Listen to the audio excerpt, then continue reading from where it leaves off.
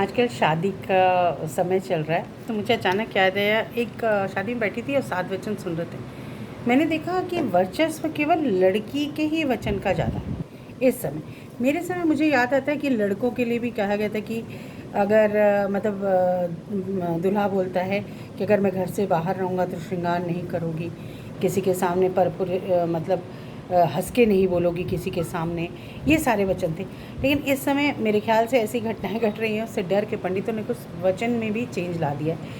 तो आज मैं वो 7 वचन एक बारी अपने यूट्यूब से, क्योंकि मैं गई तो मैंने नोट किया और मैंने कहा कि मैं अपने यूट्यूब में अपने यूट्यूबर फ्रेंड्स के साथ शेयर करूँगी। हो सकता है आप लोगों को भी याद आए और अच्छे लगे, कुछ पॉइंट्स लगे कि अरे हमारे समय में ये था और अभी नहीं है, जैसे मुझे लगा।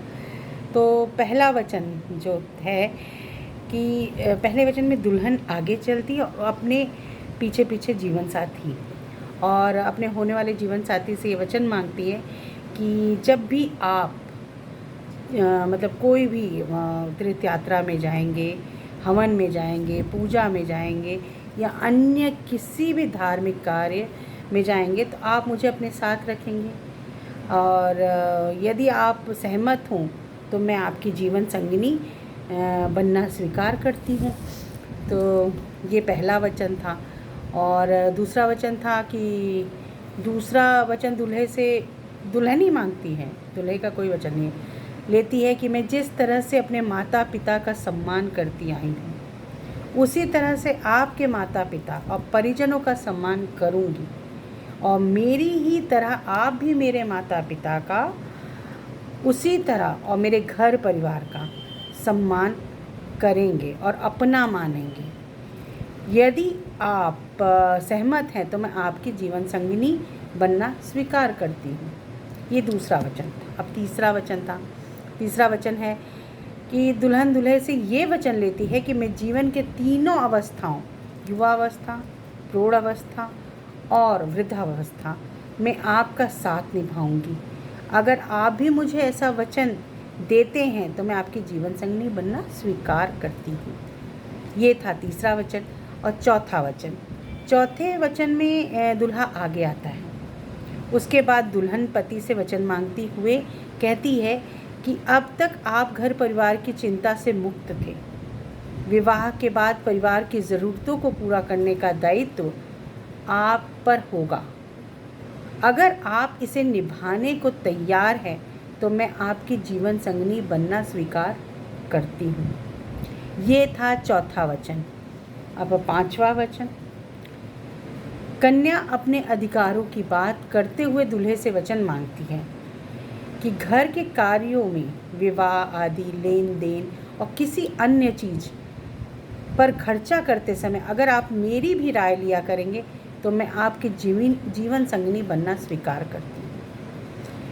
फिर छठा वचन, शादी के छठे फेरे में दुल्हन दूल्हे से ये वचन मांगती है कि अगर मैं आपकी अपनी सखियों, परिवार या अन्य लोगों के बीच बैठी हूँ तो आप कभी भी मेरा सामाजिक रूप से अपमान नहीं करेंगे। साथ ही जुआ आदि किसी भी बुरी आदतों में नहीं फंसेंगे।